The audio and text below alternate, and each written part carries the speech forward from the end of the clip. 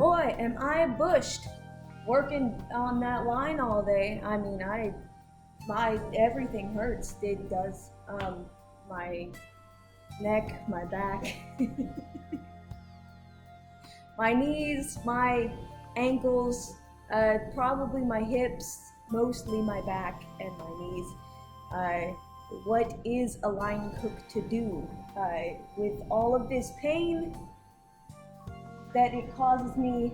If you are experiencing this familiar line cook pain, boy, do I have something for you today. I have this fine workout video. It's like, you gotta come in early and not have spoken to anyone yet during the day, and then drink a bunch of coffee and make a weird workout video on your Saturday. That's what you gotta do, because that's what winners do.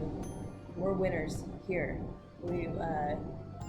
That's why we're working a full-time job. That's why we're adding exercise to our daily routine, is because we're winners. And winners, they take their problems and they crush it, right? So what is our problem? Our problem is pain. We don't like being in pain. We like line cook jobs because it's fine work for fine money, right? But we don't like the pain that is associated with the hard work that we do. So what can we do about said pain?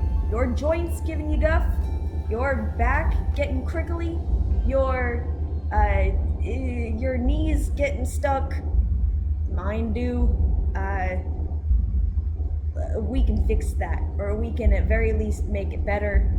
We can make it manageable, and we can do it on a daily basis so that eventually we will crush that pain. Let's do some yoga. I think that sounds like a good idea. Yoga would probably help. For this line cook yoga routine, you are going to want to have a strap or some sort of belt or scarf or something to be able to use to stretch out, and preferably a yoga mat. And if you don't have a yoga mat, just wear some, you could wear your non-slip shoes, though I don't recommend doing this on the line. That is a liability. Of course, if you are trying to get LNI, I do encourage to do it on the line, because that's probably your best bet. If you're not clocked in, they're not going to pay. LNI! Where's my money? You will also need a yoga block or a camera or whatever prop you happen to have handy in your kitchen. Probably yoga blocks are hard to come by in most commercial kitchens, so anything you got nearby, right? So preferably, if you're doing this yoga routine, you are not on shift, right? You're somewhere out in a beautiful courtyard, possibly near traffic, and you are ready to get relaxed and fit, right? Right.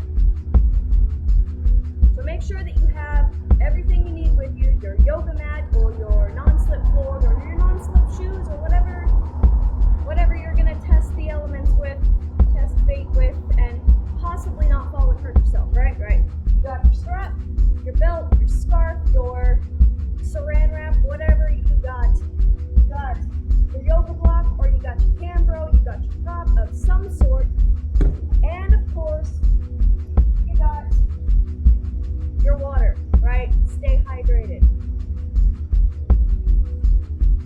Chef style. The first step in our what you want to do first, is breath work. You want to warm up your breath to warm up the body and cool it down. Also. Oh, this video already, man. This is good. But you want to get the breath flowing to get the blood flowing is what you want. And if your blood is not the hard work on that line.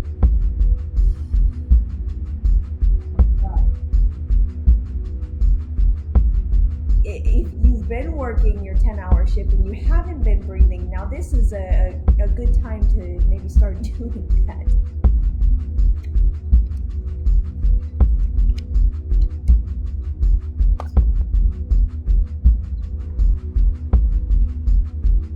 Come to a seated position, whatever's comfortable.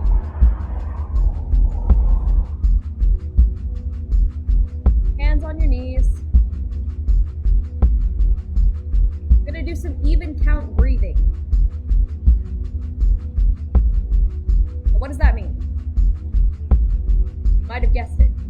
We're gonna breathe in, hold our breath, and breathe out for an even count. Let's start with a count of 6, right?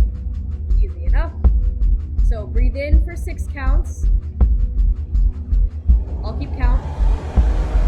Ready? Begin.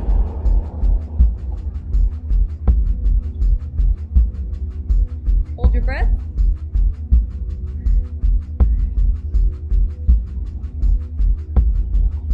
Release.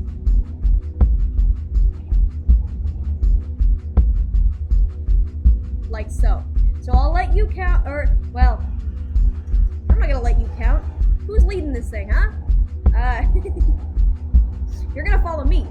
I'm the boss here.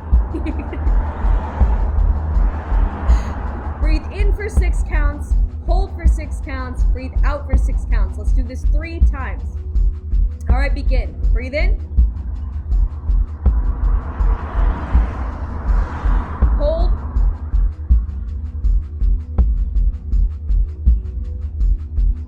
Breathe out.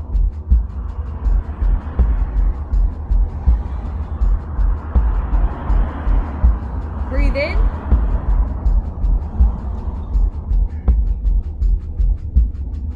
Hold.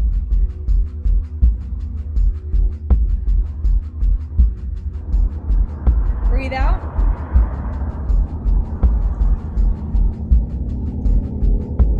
Breathe in. Hold.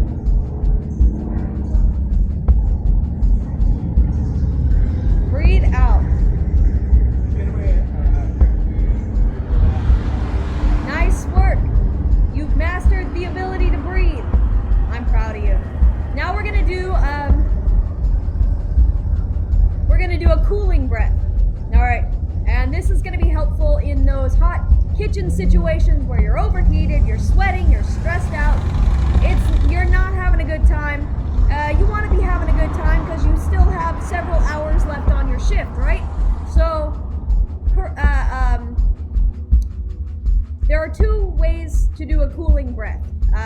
We're going to do the method in which you curl your tongue and breathe in through that curled tongue, hold it for a couple of seconds, and release. Now, if you can't do this, another version of the cooling breath, or another type of cooling breath, is to press your tongue behind your teeth and breathe in that way. So you still get the cool breath through your teeth, but the cooling tongue breath is what we're going to try. It has a name. Yeah, it does. I'm not going to tell you what it is, though. That's the mystery. You got to look it up. You got to do your own research. This is a prompter, All right, so curl your tongue if you can.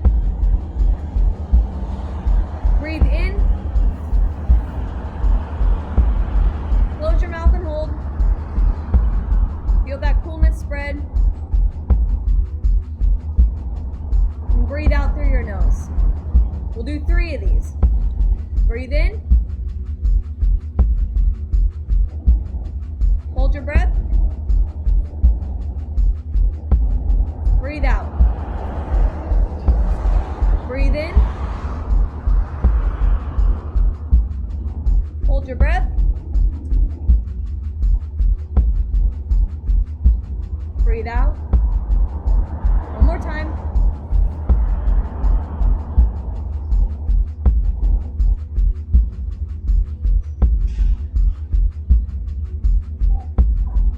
Nice and cooling, right? Now you have a to use when you're on the line to give you some relief. And you'll look really cool while doing it.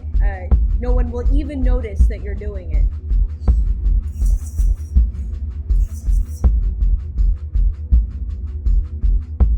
Breathing is only the first part in warming up, right? Right.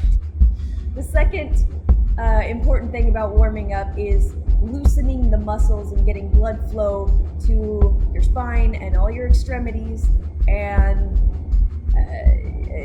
getting them ready for any exercise. So that, I mean, obviously when you do exercise, when you push yourself, you're going to create little muscle tears, which is why your muscles hurt after you work them out. But you don't want to tear them a whole lot. You want to mostly keep them intact. And if you warm up your muscles, then they become nice and stretchy. And if you don't warm them up, then it's just don't do that. It's a horrible idea. You're not gonna have a good time.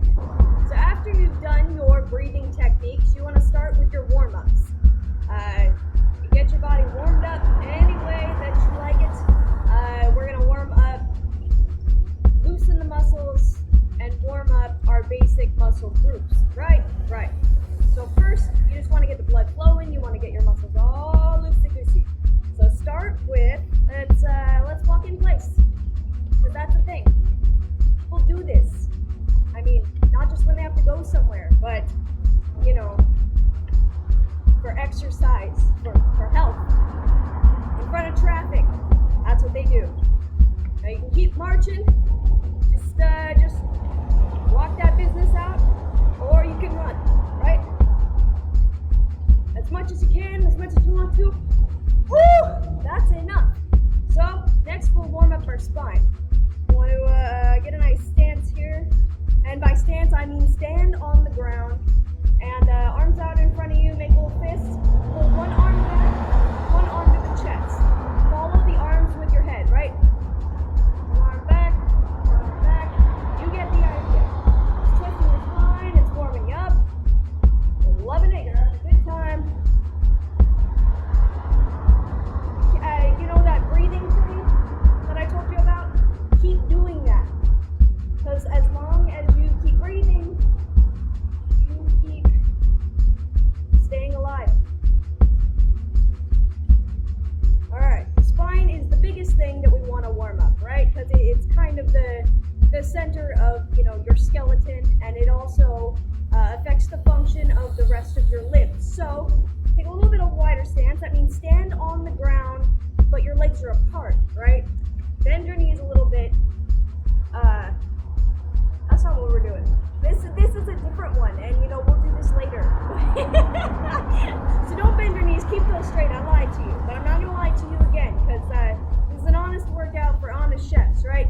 So put your hands on your hips and keep your spine nice and straight, and draw like a big V shape with your head. You're not going in full circles here, because if you go way back, then that's probably not good for your spine. But do whatever you think will get you the most amount of L&I. Alright, switch directions. Keep making that nice shape. That spine is pretty warm, right? Alright, do the same thing, but to the side. The rubber band, snap it.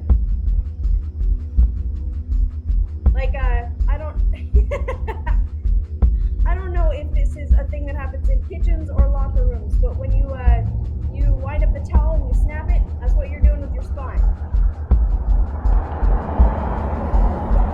Alright, so do the same V-shaped thing with your neck. Big neck circles, right? And reverse directions.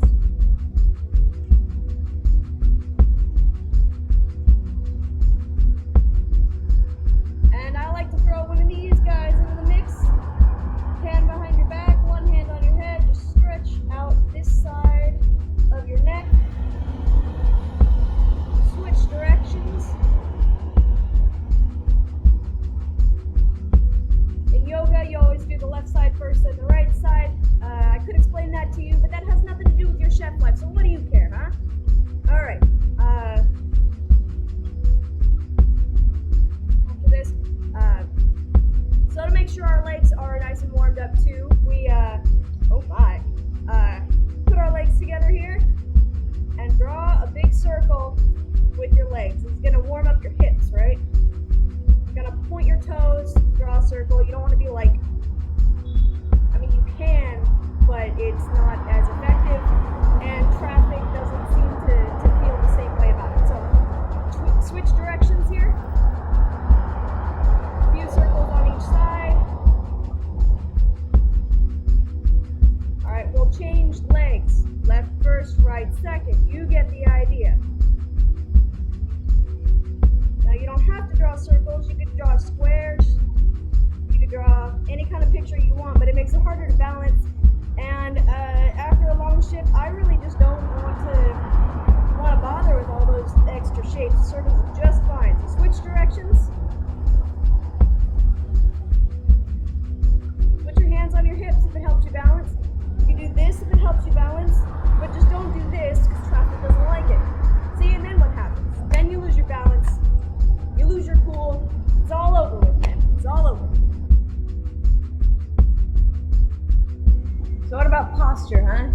You feel like maybe those ways that you're standing aren't making your back feel any better? Maybe the things that you do are causing the pain that you're feeling?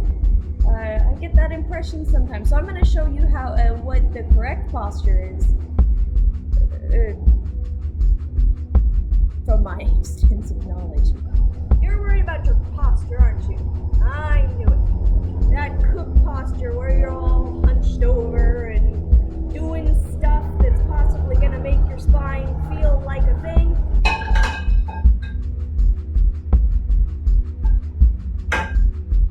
You don't want that. Nobody wants that. That's why you're here. That's why you're in pain. You don't want to be in pain. You want to alleviate that pain. So what is the cause of this pain, right? What is the reason that your spine is hurting? What is the reason that everything is going all willy-nilly and now you're hurt? Huh? It's because you are not stacking your joints. Now, what does it mean to stack your joints?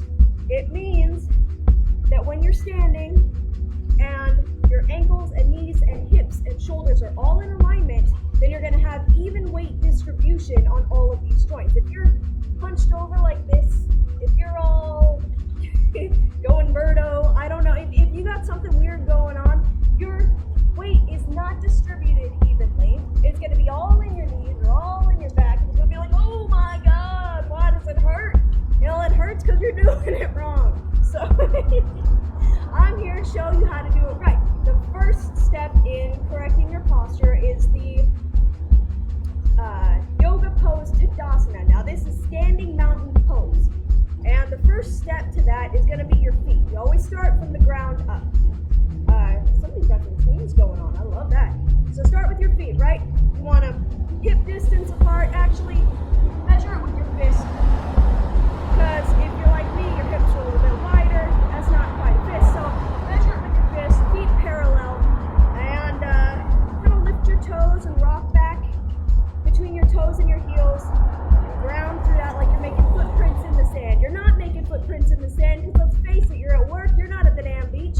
But if you were at the beach, you'd be making footprints in the sand. So after you've made your footprints and you feel pretty well grounded, then make sure your knees are over your ankles, your hips are over your knees, your shoulders over your hips. It's lovely. It is just what you want to do. So the best way to support this with your spine is feel like there's a string pulling the top of your head up. Spine's going to lengthen.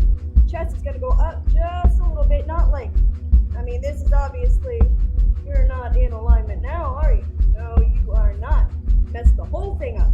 So, if you got out of alignment, get your butt back into alignment. Footprints in the sand. Spine up. Shoulders back. Hands kind of down. They're not really doing much of anything because you're supposed to be relaxed. You're not worried about your hands. The hands can be doing whatever they want. But the rest of you've got to be in alignment. So when you're like this, just take a second here and feel what this feels like. Close your eyes.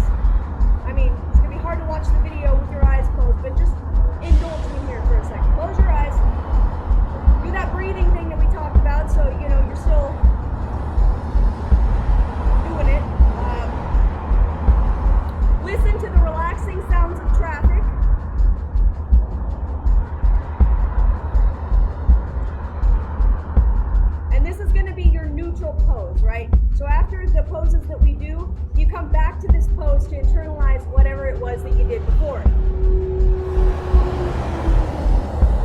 I want you to remember these relaxing sounds of traffic because they're going to ground you. They're going to make you remember that you're not at work. You're near a busy road somewhere.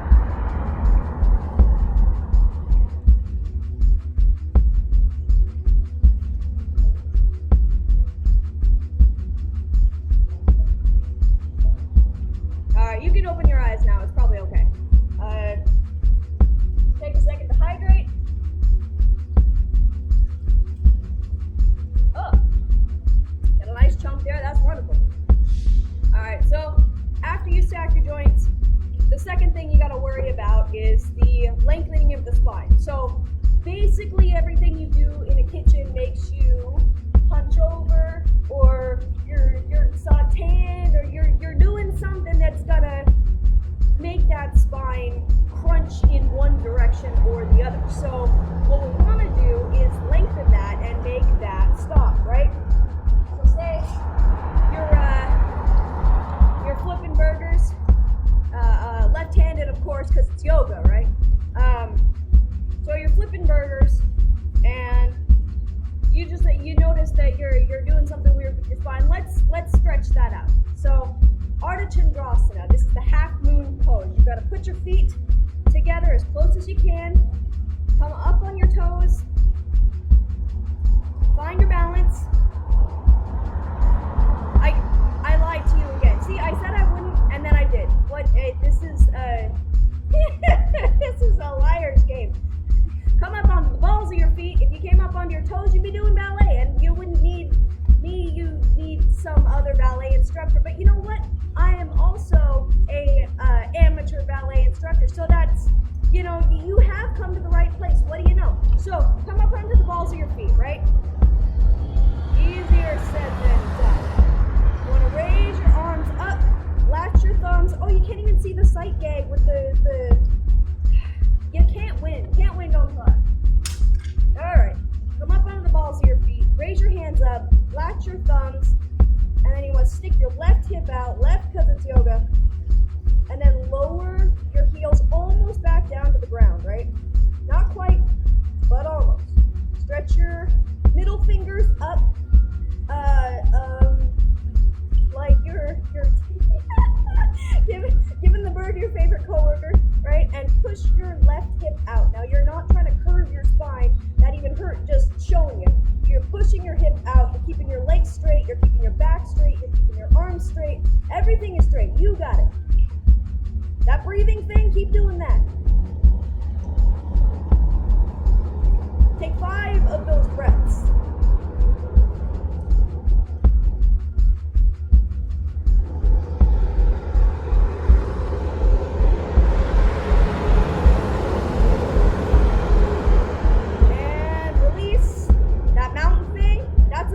Let's do that. Go back into your standing mountain pose. Breathe in. Out.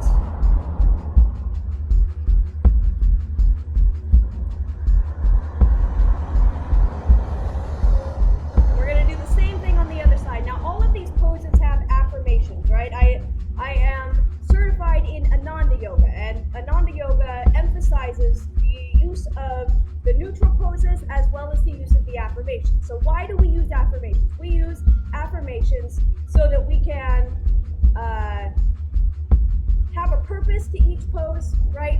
And we can also distract ourselves in case the pose is too much for our cook lives. So we're going to do the same thing on the other side, and this time we're going to use the affirmations. So up under the balls of your feet.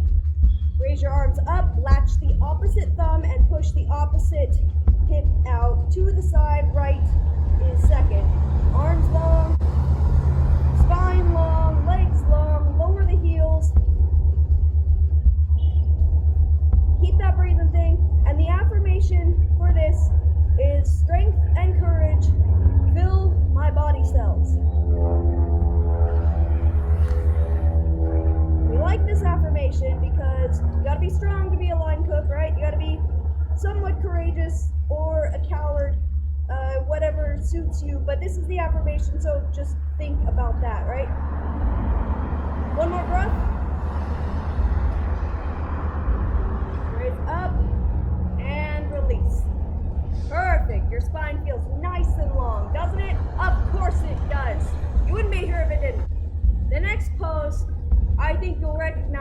from probably the way that you tend to stand while you are chopping veg. I know this is the way that I stand when I'm chopping veg.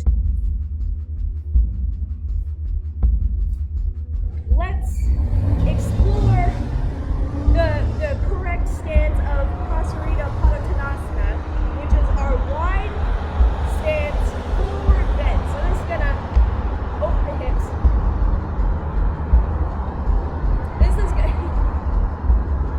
This is gonna fix your posture. So while you're cutting veg, you can do it properly without curving the back, right?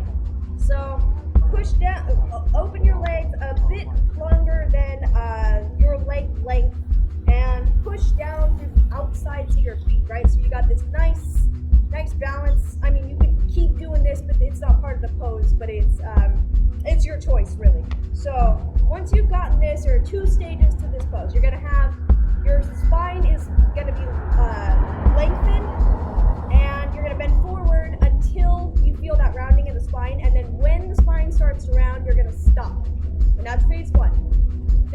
I mean, we're not talking about COVID phases. This is a whole different phase process. So just, take your mask, get rid of that shit. I can't bleep any of this out. All right. So phase 2 of this pose is you're gonna round your spine and bring your head down to the ground. Now, typically in Ananda Yoga, you will have a block down below. So you can either get your cambro, or you are free to use your arms to prop you as well, as long as you're not pushing all your weight onto your arms. If you have any kind of cardiovascular issues, anything like that, low blood pressure, something like that, just stay in phase 1 here, not phase 2, phase 1. And if your spine feels up to it, go ahead and try phase 2. If there's any pain, bring it back up to phase 1. We're going to go back to phase 1.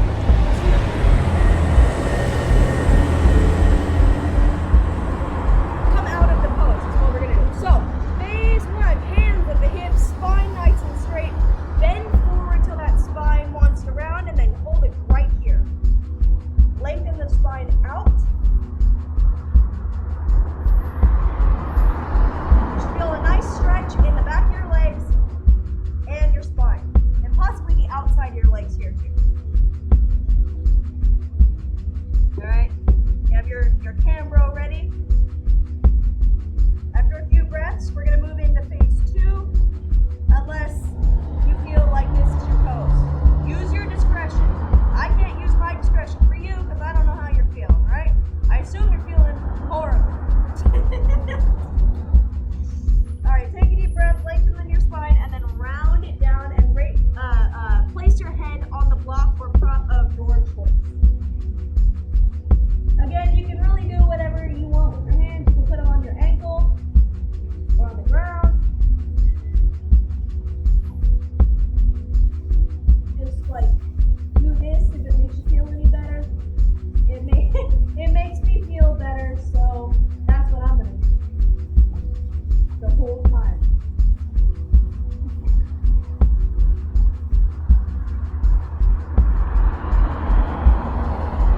That breathing thing, don't forget about it.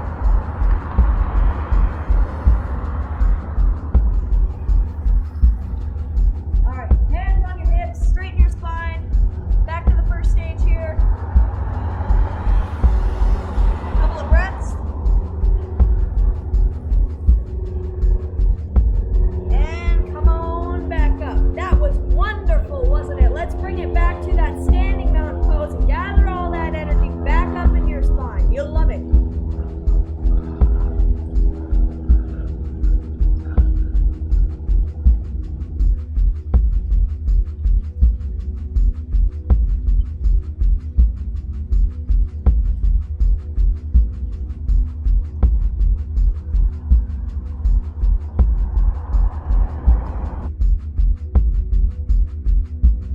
So those things that hurt. What are the things that hurt? All of it, right? You're in pain and it's not great. So as any rule of thumb, you start from the ground up, right? So ankles is probably the closest thing that you have that's to the ground that we can fix.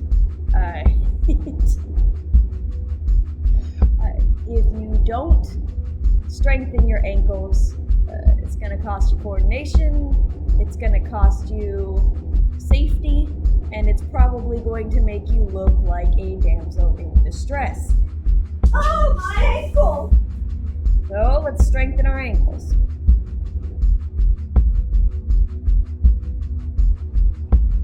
So your ankles, right? They're weak. they're weak like oh god, I don't even have anything. They're just like, I mean, I'm not even gonna continue insulting your ankles. Let's fix that before it gets any worse. The best thing that you can do for your ankles and your feet is literally, I mean, it seems really straightforward, but you have to roll out your ankles and you have to massage your feet. And again, it sounds silly, but you'd be surprised by how many people don't do this. I mean, you don't do this, right? So imagine how many other line cooks are out there not rubbing their feet down right now. So that's your problem. We gotta start that right now. So one leg out in front of you, let's do some ankle circles here. As big as you can. If they don't make circles quite yet, just work on it. I don't know if you can hear mine cracking every time it makes a circle, but if yours does that, it's all right. That's what they're supposed to do. Opposite direction.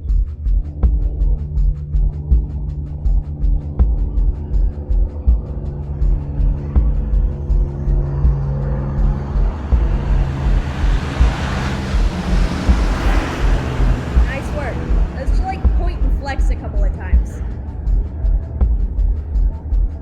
I know this seems like a thing that you would only use in ballet or dance, but you'd be surprised how many muscles are underdeveloped in your ankles. Now I found I've got to wear actual boots for this, for ankle support in the kitchen, because regular Crocs and or shoes for crews don't provide the support for my ankles. So keep pointing and flexing. Don't forget about that. This isn't nap time.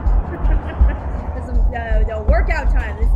This is serious stuff right here. All right, I guess you can stop doing that now. Let's do that same thing on the other side. All right. Start with the ankle rolls. That cracking is a good sign. It means they're working.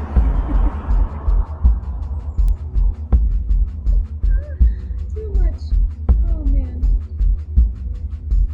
And added challenge here. Try and rotate your ankle without moving the rest of your leg. See what that feels like, huh?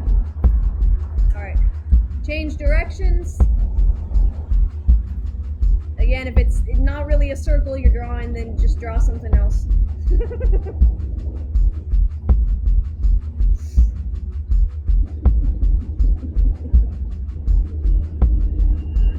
I'm having way more fun making this than I'm sure you are watching it. All right, let's point and flex.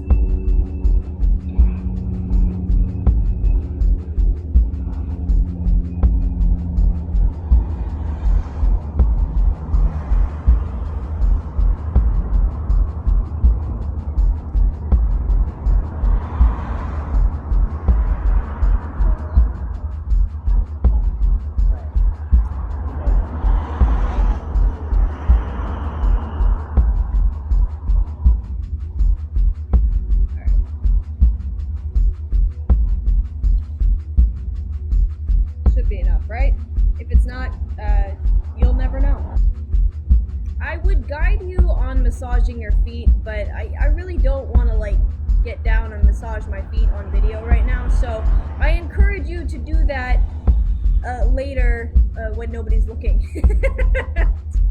Another way to strengthen your ankles and your feet and just all those muscles involved is a ballet technique called the releve. Now releve means to rise, so we're just going to have our feet first parallel, right, and rise up onto the balls of our feet like I have going on right now, and then we're are going to turn our feet out and rise up as well. And we're going to do this 10 times in each position. So 10 times parallel, right?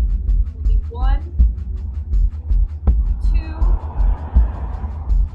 3, 4, 5, 6, 7, 8, 9, 10. And as you're coming up, you're coming up as much as you can, pressing the balls of the feet into the ground. All right, so turn your feet out as much as you can. 10 more, 10 more. 1, 2, keep your knees straight. 3, 4, 5, 6, 7, 8, 9, and 10. Nice work, my friends. Nice work. Next is going to be our knees.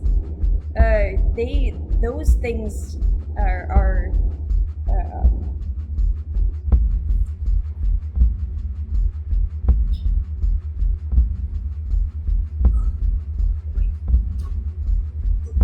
oh man. And the reason that your knees probably lock up and are experiencing pain is for 2 reasons, right? First of all, you're wearing down the cartilage and everything in them the more you use them, which is the nature of any machine. You use it too much, it starts to wear down. The second part of that is a lot of people experience weakness in their knees because the surrounding muscles are not strong. So the best way to deal with that is to build up those muscles around the knee and give it some support. So the motion is not transferred so much on the joint as it is on the surrounding muscles. So next we're going to work on the knees, right? And I've chosen a pose that will either strengthen your knees or has the knees as a contraindication, which means if you have knee problems, you probably shouldn't do this pose, which is why we're going to do this pose. Wow, I'm testing you. It's good for your knees, but again, it's a 2-phase pose. So you want to do the first phase, see how your knees are feeling. If you want to go into the second phase, that's up to you. If not, just stay in the first one and it'll have all the same benefits, right? So legs about hip distance apart. This is Utkatasana, this is chair pose. You're gonna, when you're on the line, you generally want to sit down, right? You have that urge. Well, we're gonna be doing that sort of, but in the air and without a chair. You make your butt into the chair. It's really effective for becoming a chair. So you stand on the balls of your feet again, right? And you want to have your cambro nearby, and then you raise your arms up. The arms follow. You just kind of put them out here so that they're not in your way. And you're not doing anything weird with them. So you're going to, and I will display this from the side. Once you're on the balls of your feet, keep your spine nice and straight, and then bend your knees to lower down as if you were sitting into a chair. This is the first stage of the pose. If this is enough, then my God, that's enough. So you just stay right here, whatever's comfortable. And if you are feeling up to it, right, you're gonna lower all the way down. So for those of you wishing to join me on this journey of the second stage of Utkatasana, we are, I forgot the affirmation for the last pose. Yeah, I did. All right, so we're going to use the affirmation for this pose, which is, my body is no burden. It is light as air. And you're obviously feeling that right now in your knees, right? Absolutely. Your knees, they're just light as air. Can't even feel them. Your legs aren't shaking. No, no, no. So you're going to join me in the second stage of this pose, and we're going to lower down all the way to the ground. And go ahead and use your prop to stabilize yourself. Can't really see what's going on here. And if you feel to, you can put your hands on the crook of your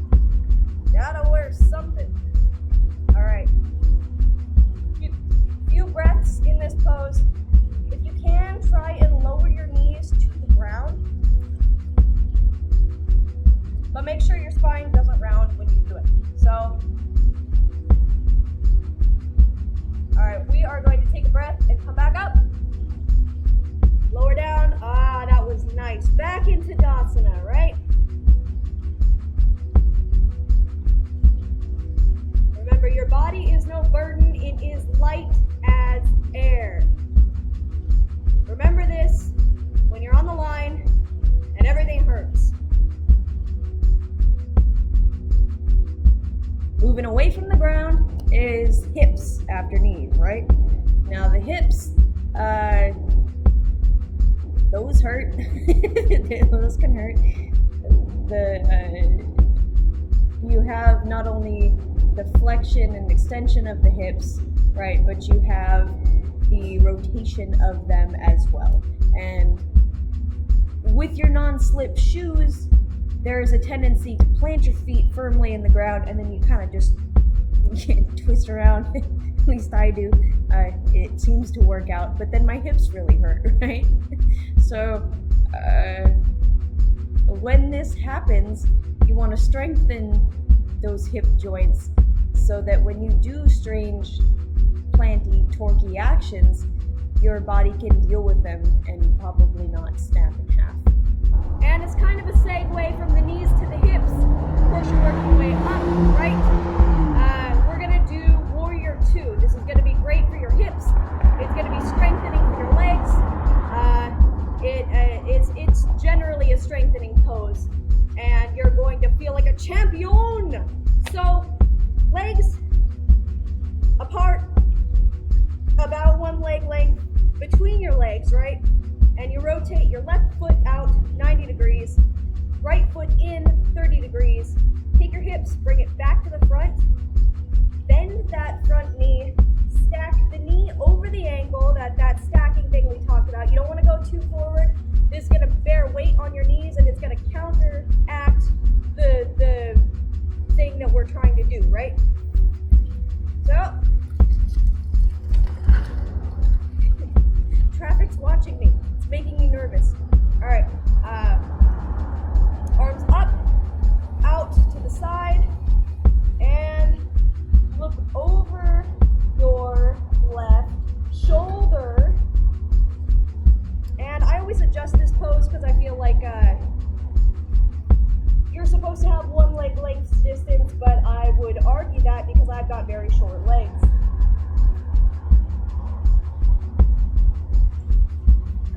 Now make sure that you're not crunching your neck. It's supposed to be up and out, up and out. I'm going to give you the vaguest instructions and you have to figure it out, right? So the affirmation for this pose is I joyfully manifest the power of the universe. And your arms should be reaching away from each other.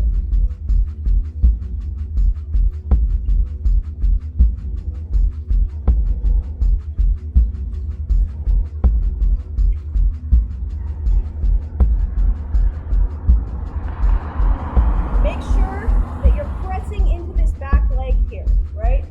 As much as you can. That's where the strength in this pose comes from. That grounding that you have in Tadasana, you should also have in every other pose.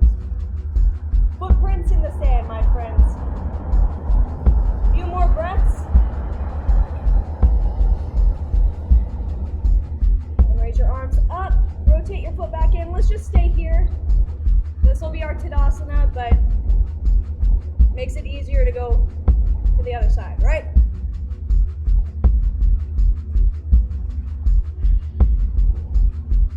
All right, rotate your right foot out 90 degrees, left foot in 30 degrees. Bend that knee, stack it over the ankle. Face the front, arms up and out. Look over your shoulder. If you are doing this, make sure you pull back.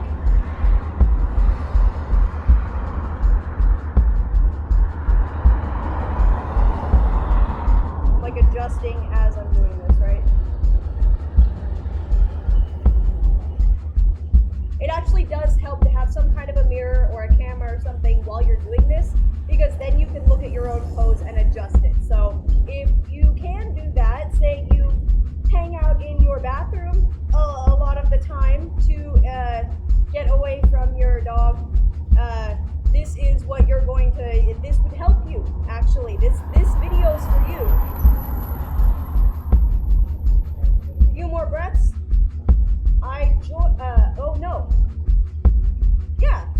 I joyfully manifest the power of God.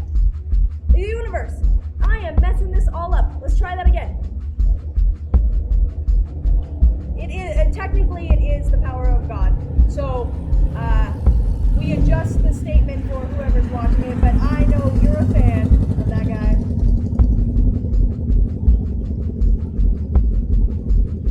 All right, arms come up, legs go together. Let's go back into that standing mountain, right?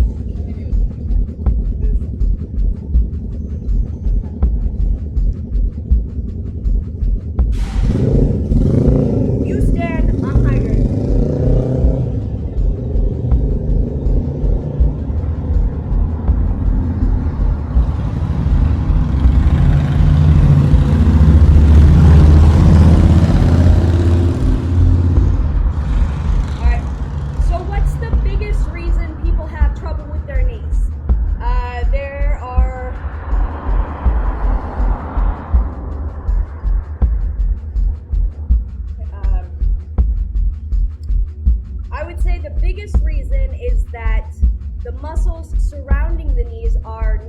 Developed. So you don't have the support for the joints, and that's the whole idea of developing your muscles, is because it supports the joints. It's going to give you a better strength for your framework. So if we can strengthen these muscles here and just everything surrounding your knees, I just get a bit of this going on just because, you know,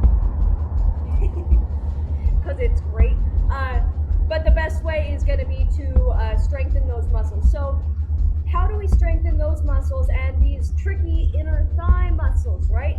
Everything that's going to lead down and strengthen your knees. So the best way that I've found in not necessarily yoga, but in many workouts, and most especially with ballet bar exercises, is the demi-plie. So I'm going to show you demi-plie in a second, right? Your feet go out. If you can do this, I applaud you. And if not, just sit back, have a beer, and watch me.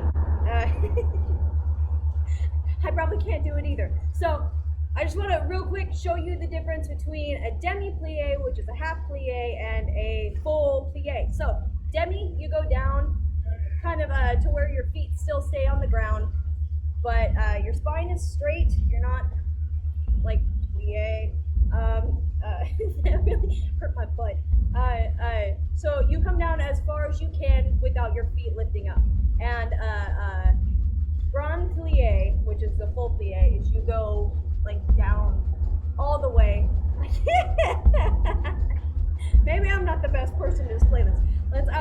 But we're going to do 10 plies in first and 10 plies, we're going to do 10 demi-plies in first and 10 demi-plies in second.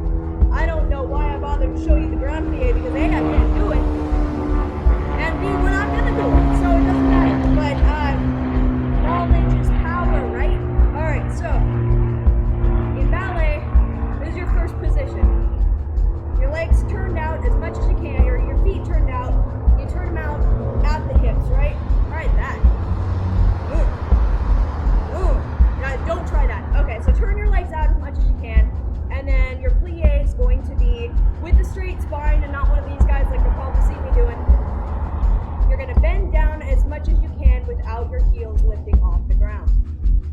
So we'll do 1, 2, 3, 4, 5, 6, 7, 8, 9, 10. Nice work. Let's get into second position here. You would tendu in ballet, but we're not going to mess around with that. So in the second position, we're going to do 10 of those as well. So we'll go 1, 2, and just make sure you rub your thighs all creepy while you do it. 3, 4, 5, 6, 7, 8, feel that in your butt, don't you? 9, 10. Now I admit, I tricked you. I didn't lie because I didn't tell you anything alternate, but it was trickery on my part, because we're going to do it twice. So go back into your first position. And we're going to start with 10 more demi-plies in first, right? 1, 2, you can keep your arms here, or you can balance on a chair. I don't have a chair except the one that's holding up my computer. Wait, let's get back up. We'll start with 1. So you got to do 12 on this side. I'm not telling you anything. All right, 1, 2, 3, 4, 5, 6, 7, 8, 9, 10. All right, 10 more in second. Then I won't mislead you any further about all this ballet nonsense. 1, 2, 3, 4, 5, 6, 7, 8, 9, and 10. What you know? You did it, my friends. Wonderful job. Wonderful job. All right. The first thing that I always do when doing ballet with my niece, the first series of stretches that we actually do is we start with the butterfly pose. It's going to open the hips and stretch out your knees, and it feels real nice like. So put your, why am I out of breath? Put your feet together, your knees close to the ground, and first bring them in as close as you can, straighten your spine, and just hold them like this. Just to lengthen your spine. So open your hips.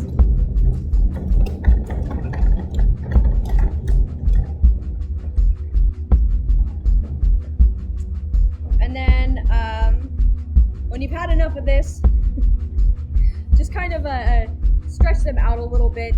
Give yourself a bit of room and kind of round your spine over as much as you can.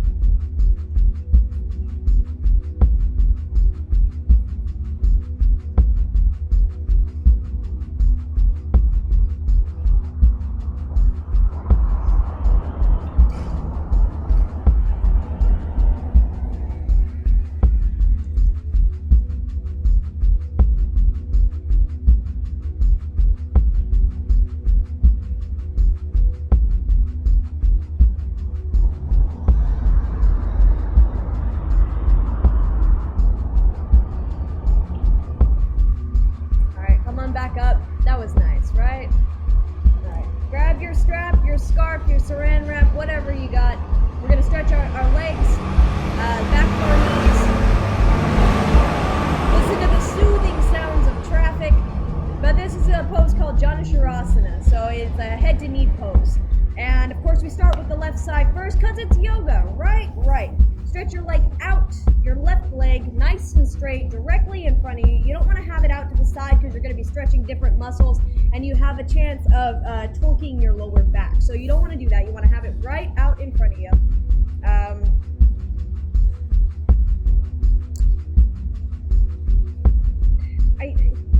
I know who's watching this and it doesn't apply, but I still feel the need to say that if you were offended by seeing the soles of a person's feet, it is not meant as disrespect.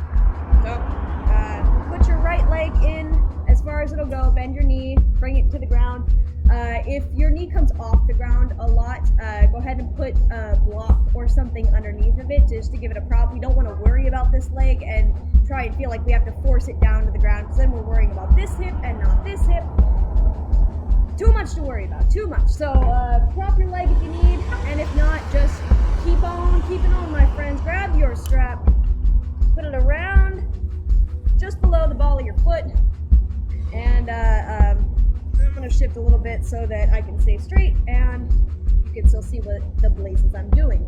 So you want to keep your spine nice and straight. Actually, this is another two-phase pose, right? First, it's going to be a straight spine, then it's going to be a curved spine. You'll notice this trend with most of these two-phase poses. So, first phase of the pose, straight spine, straight arms, straight legs. You should get a nice stretch on the underside of this leg. And if your back is sensitive today, which may be the reason why you're here, use your discretion with the second phase, right?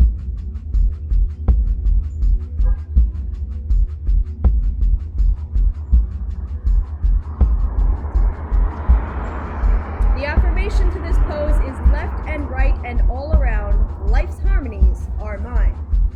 And of course, when you're in the kitchen, that whole business is yours, right? You own that. So own this. All right, if you're feeling up to it, release the strap, round your spine, and grab whatever part of your leg you can reach. If that's here, that's fine. If it's here, it's fine, but don't like pull yourself down. Just rest it wherever is comfortable. The name head to knee pose is a suggestion, not a destination. If your head doesn't go to your knee, don't force it. That will come from relaxation and breathing into it, not pulling yourself down. So just that breathing thing, right?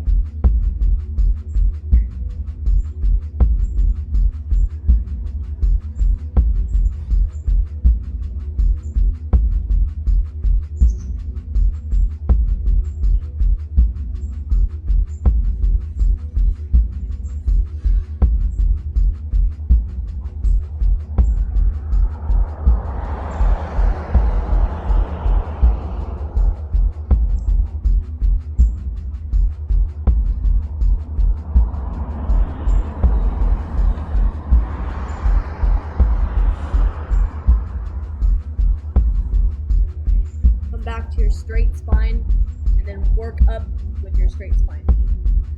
We'll switch to the other leg. All right, nice and straight. Just make sure your hips are facing, are kind of squared off. You want like a right angle with your leg to your hips right here. So the back hip's not pointing back. You're not reaching forward with one part of your back while the other is strained, right? So make sure you're nice and straight. Grab your saran wrap. Straight spine, straight arm, straight leg, straight out.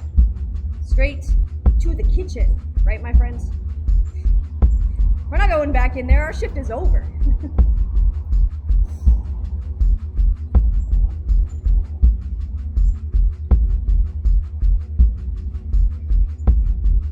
All right, so left and right and all around. Life's harmonies are yours, my friend.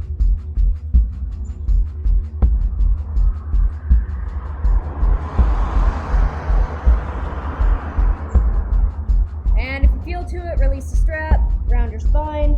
I don't bend as far on this side, so what it is.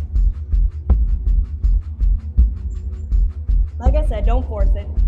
You've had a long day.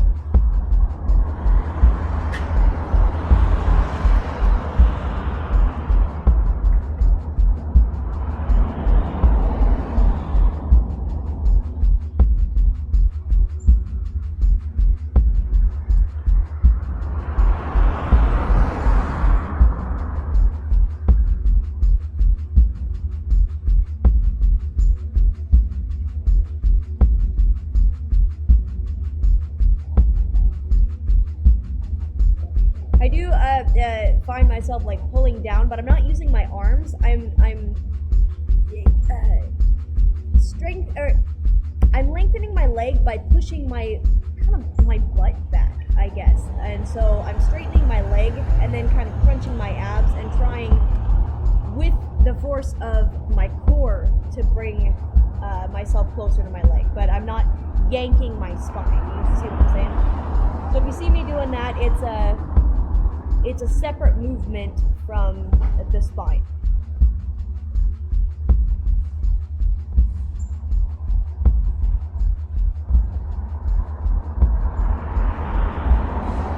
Another deep breath and then come back up with a straight spine. Ah, that's nice. Bring your legs in, give yourself a hug. You earned it. It's like a pat on the back, but for your legs.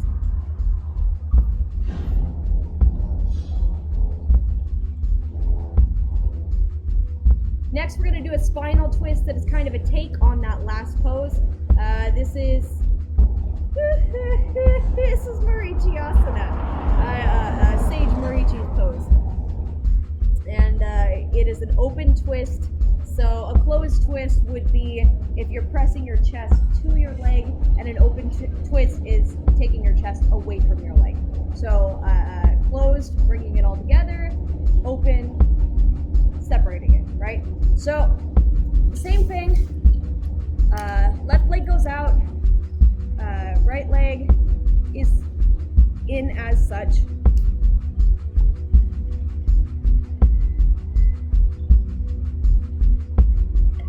This happened in my yoga classes too. I get about halfway through and then I get this weird cotton mouth and get all nervous. It's like, why am I getting nervous? I've already done half of it. So don't get nervous. I mean, you're a badass line coach. Why are you getting nervous? You own that kitchen. You can own this leg stretch. You got this. So your strap below the ball of your foot. Again, spine is straight. And it's really important before you do any twisting to lengthen your spine as much as you can. Imagine, again, the string from the top of your head pulling you up non-painfully to the sky, and your spine gets nice and straight. You hold the strap in your left hand here, same arm as leg, and then you take your right hand and kind of put it behind you, and you twist out. So you twist first with the your navel, then your shoulders, then your neck, and of course you lengthen, then twist. So let's do this in 3 breaths. Inhale to lengthen, exhale, twist your navel, inhale to lengthen, exhale, twist your shoulders, inhale to lengthen, and look over your shoulder.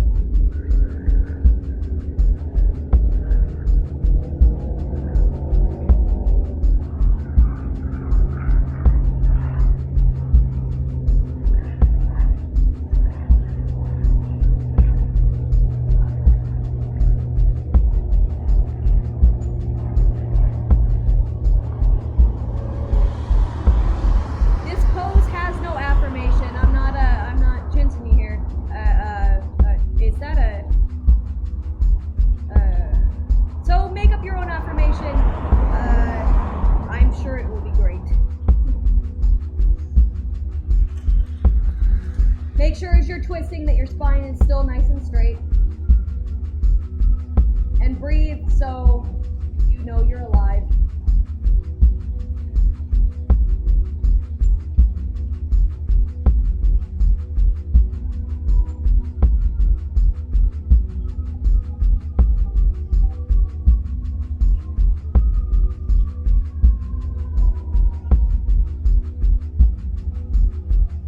Release the pose head first, turn your head back, turn your shoulders back, turn your navel back, and release. Isn't that nice now? Other leg. Straight out, strap under the ball of the foot. Grasp it tightly in your right hand here, spine nice and straight. Morning. And again, we're going to inhale to lengthen, exhale, twist, inhale to lengthen, exhale, twist. Put your arm back for support, inhale to lengthen, and turn your head.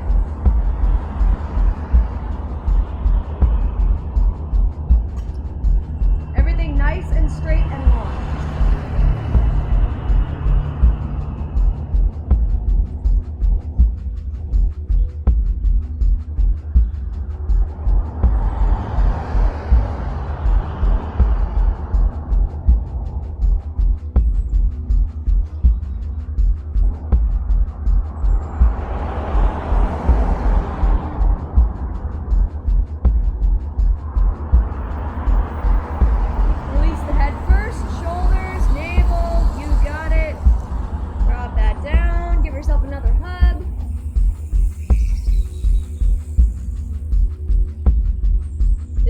Our standing mountain, right? This is our neutral. So close your eyes and just enjoy it for a second.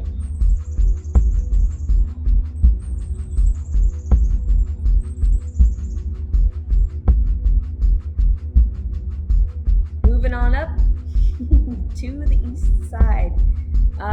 To your core is where we're moving. So the core, you feel like maybe that is a place that could have some weakness to it, maybe. I don't know.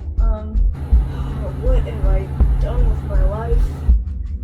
Your core supports everything that you do. It holds up your spine to the correct posture. It's going to strengthen your hips and keep them from going all willy-nilly like hips tend to do.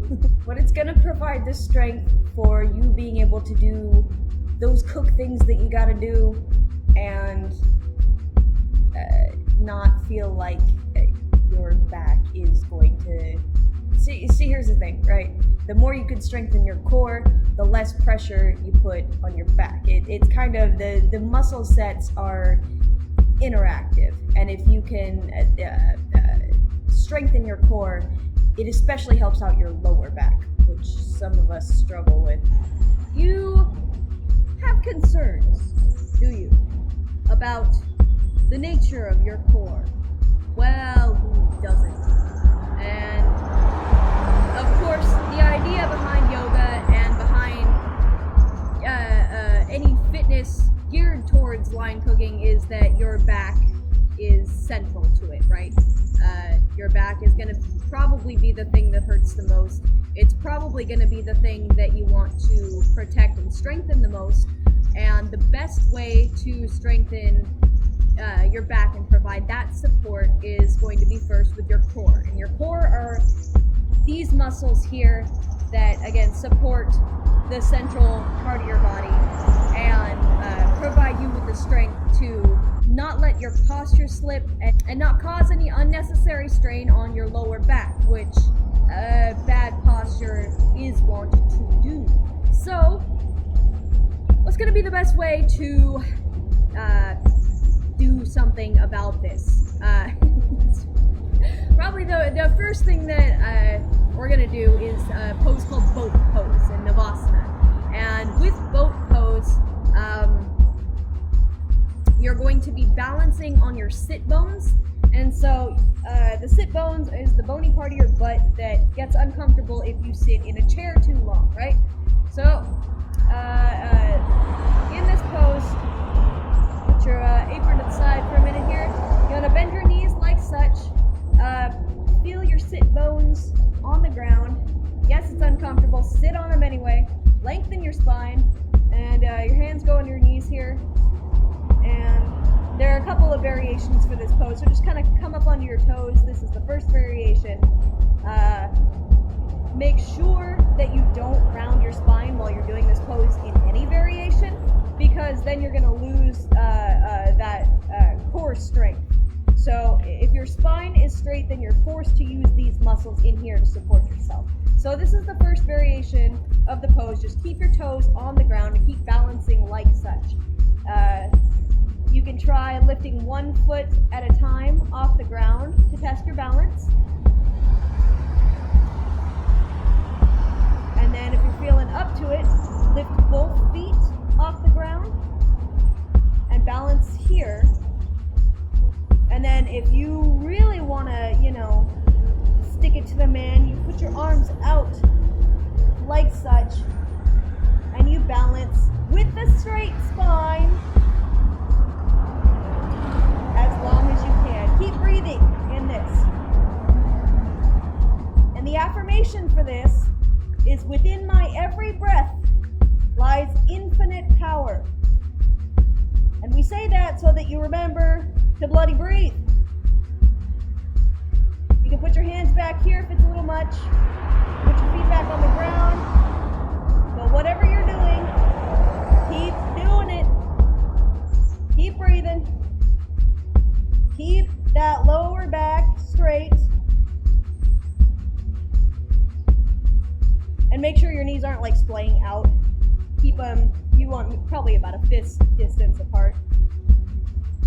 Keep it going. You got this. You got this. All right, one more breath. And lower down. Woo-wee! You sure did. Now, what's the best addition to core exercises? More core exercises, of course. So, in addition to that, let's do some sit-ups or something, right? All right. Oh, let's just do that. That feels nice. Roll your legs around a little bit. Release that lower back. Let's just do this for a minute here. Alright. Now you are free to do as many sit-ups as you want, but I'm only gonna do so many sit-ups. Now we're gonna do these weirdo crunches, right? So hands behind your head, legs up and out is in my vague description. Extend your legs probably 45 degrees, and let's do 20 of these. 2, 3, 4, 5, 6, 7, 8, 9, 10. I know you can count. 11, 12, 13, 14, 15, 16, 17, 18, 19, 20. I tricked you. Let's do 10 more. 21, 22, 23, 24, 25, 26, 27, 28, 29, 30. And I can only imagine that it didn't look like I was moving very much, but the point of that is to feel it in your abs. And as long as you are crunching in your abs, don't let nobody tell you what to do, how to look while you're doing it. The point is to gain strength, so you will be able to, do them better once you can do them crappy at first. So I'm gonna hydrate real quick.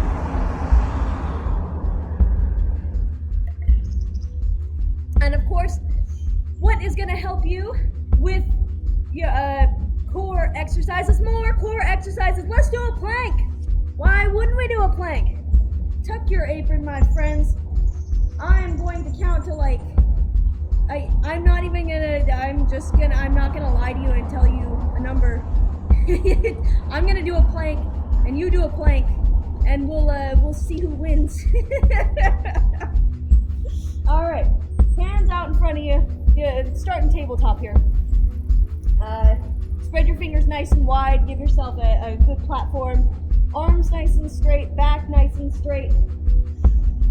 And you can either do the plank on your knees like such, or you can extend your legs out like so.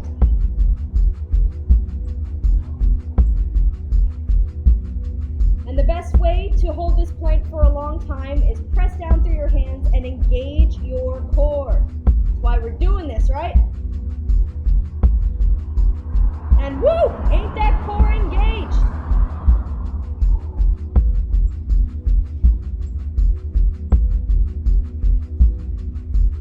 There's also no affirmation in yoga for the plank, so just make up whatever you have to say to get through this. Now let's get through it, right? Right.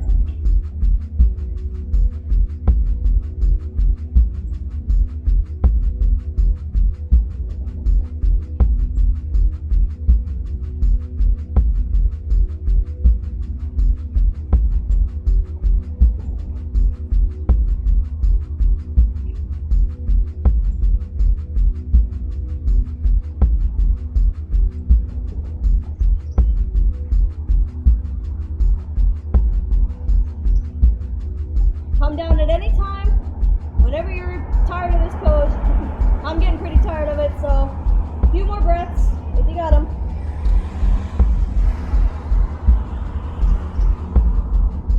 And lower your knees down. Come into extended child pose. This is Balasana.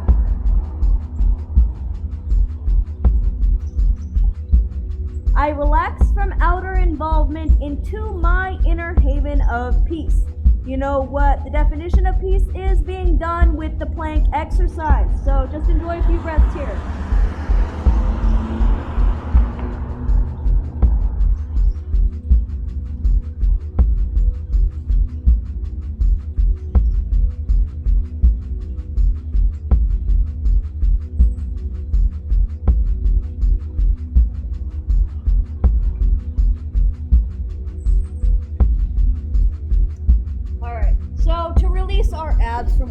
did. Let's do Bhujangasana, which is the cobra pose. So come down onto your belly. Put your hands up right under your shoulders, fingers splayed apart. See if I can. And your toes more or less pointed together. Let the heels fall out. And don't do what I'm doing and look to the side while you're doing this. It's terrible for your neck. I'm going to feel this later. But look down to the ground. And then on an inhaling breath, bring your chest up. You're not like pushing yourself up with your arms. Your arms are just kind of here, so they're not doing anything else weird. But lift up with your chest. Keep your neck nice and straight. And just so you're not torquing your neck, make sure to look at the ground and not try and look ahead of you, right? So the strength in this pose is going to be from pressing your hips into the ground. Yeah, just do that a couple of times. You'll love it. Press your hips into the ground. Anytime that you want to get more height in this pose, just keep pressing your hips down. All right. Whew. All right. Those crunches did me in, man. All right, let's inhale and lift the chest up. Press your hips down. And let every breath bring you just a little bit higher. Kind of press all of your legs into the ground, really.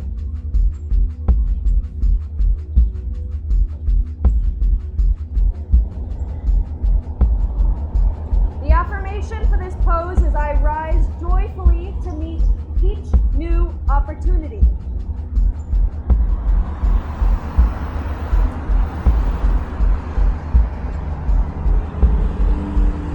We try and remember this on the line as each disaster is a joyful opportunity, right? Right. Keep lifting. Keep breathing. A few more breaths. And release.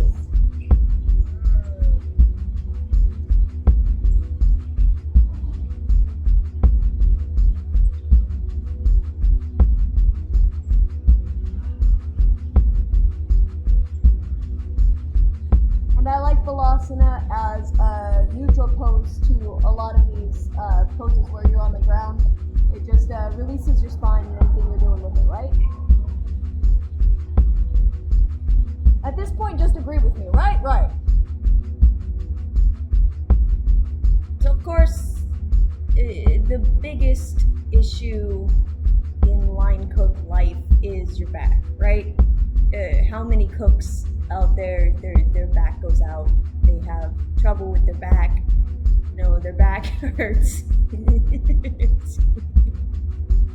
Usually it has something to do with your back, right? So strengthening your back is what you're gonna want to be doing, and providing stretching it out, lengthening it, building up the muscles around it. It's probably in pain because it's being misused, right? It's probably in pain because you go home and you immediately go on your computer and hunch over, and it's not gonna help.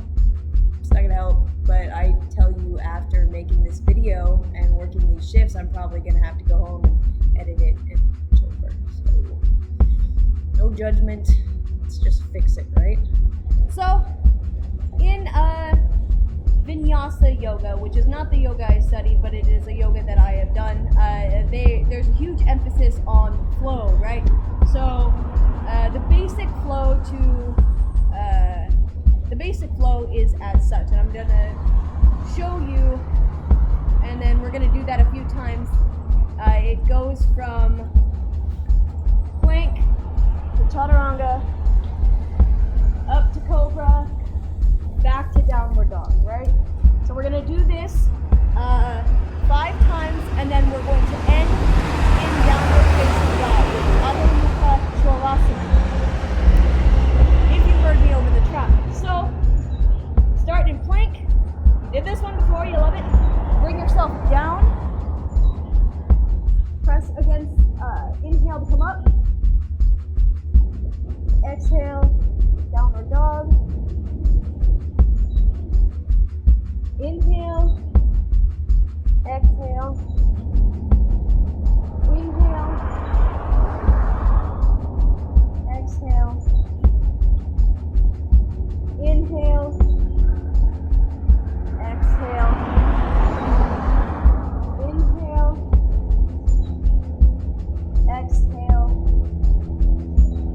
inhale, exhale, inhale, exhale, inhale, exhale, inhale, exhale, inhale, exhale. How many of these have we done so far? Inhale, exhale, inhale, exhale, inhale, exhale. I think this is 4. Inhale, exhale. One more time. Inhale, exhale down, inhale up, exhale down. We'll call that a day on that. End up in downward facing dog. So your legs are about hip distance apart. Hands, your fingers are nice and splayed out. Your legs can be straight or your knees can be bent. What is important is that your back is straight, your arms are long. That's not necessarily the entire flow, but it's what we just did, so that's what you get. Press with your hands and try and spread your shoulders apart away from each other, right? I know your shoulders get tight while doing all that line cook stuff that you do.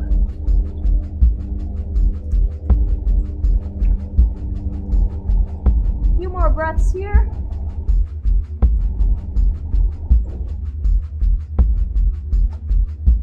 This is an inversion, so it's going to get the blood flowing to your brain.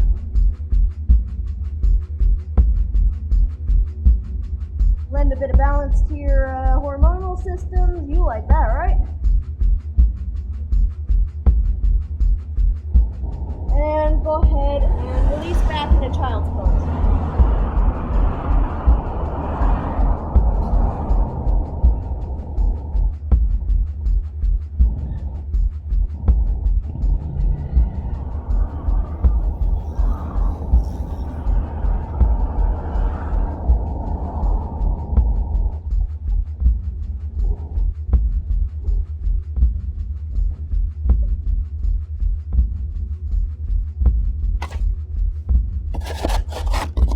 Oh no!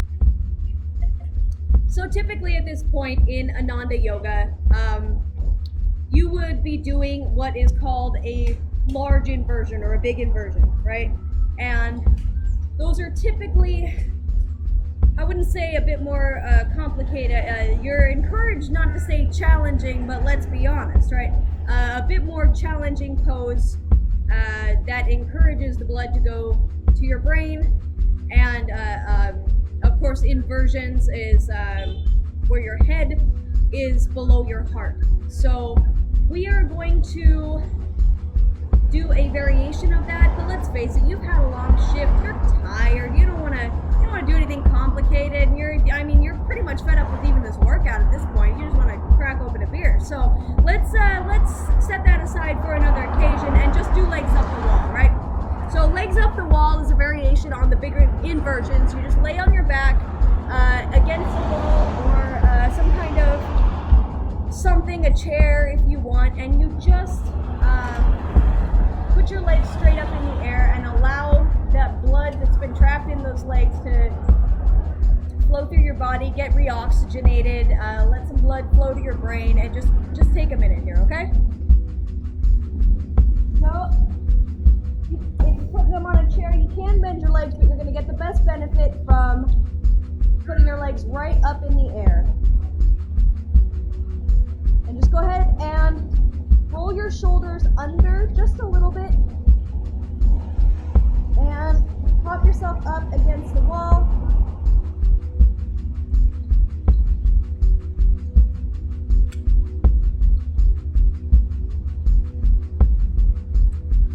is great after a long day's work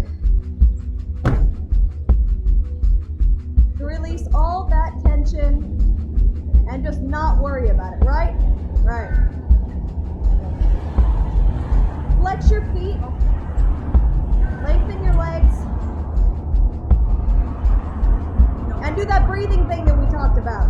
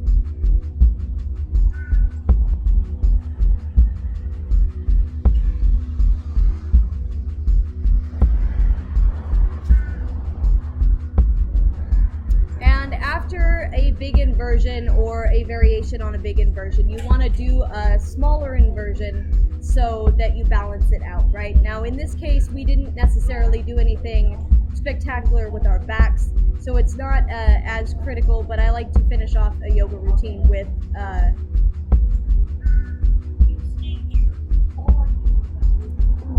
smaller inversion. And of course, after legs up the wall or any big inversion, you start to feel that nice calm happening. It's at the end of your day. You got this. Let's do one more inversion, and then we'll end our routine, okay? Nadia's ready. And it's just us. If you want to hang out here, you're welcome to hang out or I'm good in the car. I've got my mask. What a cute mask you have. Oh, thank you. And now I'm all about the dog. Okay, see you guys. We'll see you in a little bit then. So our last big pose is Setu Bandhasana, and Setu Bandhasana is the bridge pose. And we're basically going to curl our arms under our body and make a bridge with the shape of our body by pressing our hips up into the air. So start by laying on your back. I am feeling relaxed after the last pose. That was awesome. Bring your feet about 6 inches from your butt. Knees not touching but not splayed, right? In this pose, when we get into this pose, you don't want to turn your head to the side. So watch what I'm doing real quick.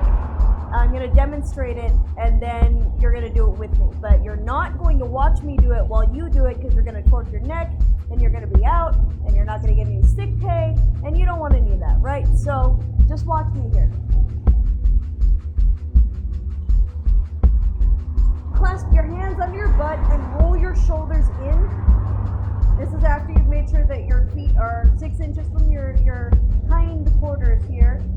Clasp your hands, make sure your knees are not splayed, and raise your hips up as much as you can.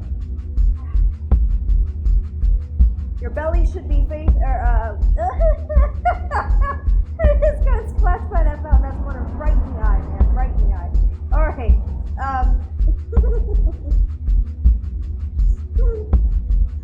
So your hips raise up as much as you can. Press through your feet. And now you're gonna do that with me. And we're gonna see in this video if I can actually do that pose. Typically, what I do, or what I've done in the past, is I like to have a block between my knees and a strap to hold my arms, because my arms don't want to roll under necessarily, so I have a strap so that I don't have to clasp my hands. And if you feel to do that, you go ahead. This is not going to really work for, well, yeah, it will. So, to show you, if you want to have the strap and the blocks, you go right ahead, my friends. It's up to you. Feet 6 inches from your butt. Roll your shoulders under. Raise your hips up. Do not look at this video. Make sure you don't look at this video while you're doing this. Make sure you're not looking at this video. Make sure that you don't look at this video. You're doing the pose and you're not looking at this video. All right, a few more breaths.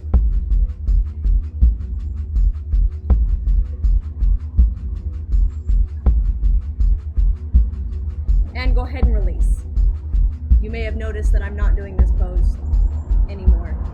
I already did it.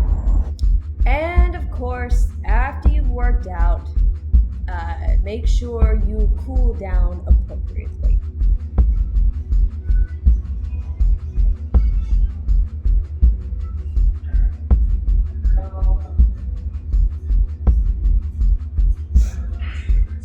So the slight gag was that I was supposed to chug the whole thing, but this is an NA beer, and I haven't had beer in a long time, so that's about as much as I could chug. So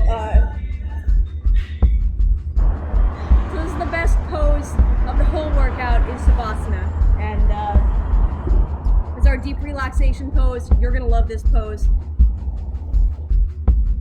Lay down on your back. Let your feet fall to the side, arms fall by your side, and close your eyes. Do that breathing thing that we talked about.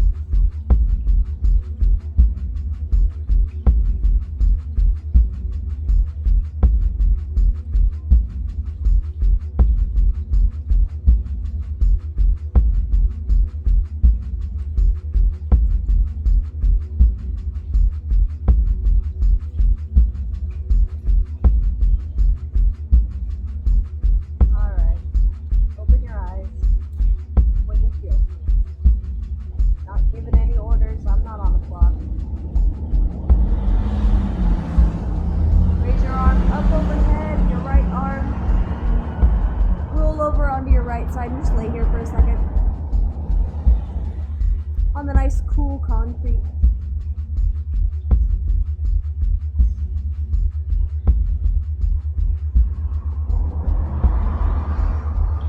And when you feel up to it, come up to a sitting position, just anything comfortable.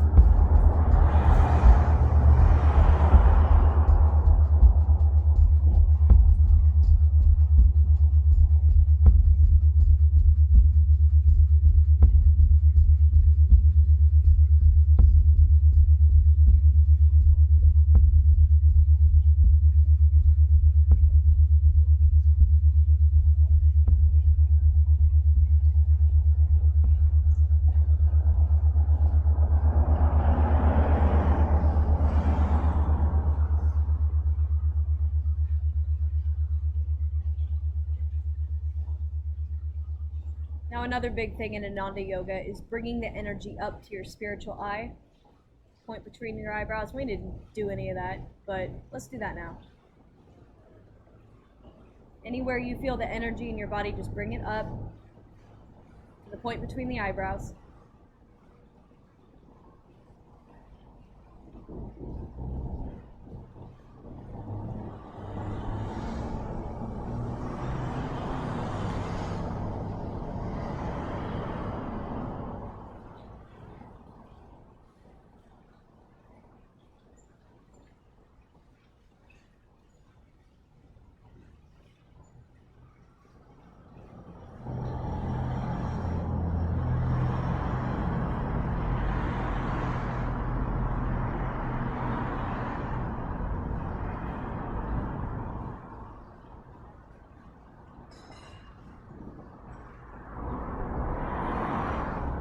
Nice work, my friends. Nice work.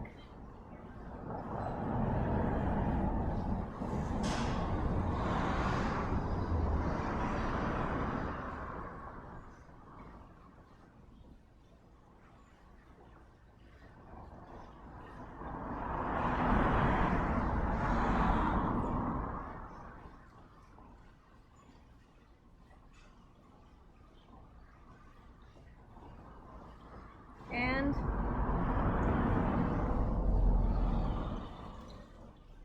we are officially done for the day. Clock out, my friends. And if you've been clocked in this entire time, don't tell your employer. Thank you for joining me on this cook's workout. Hopefully you learned something and or got crunk.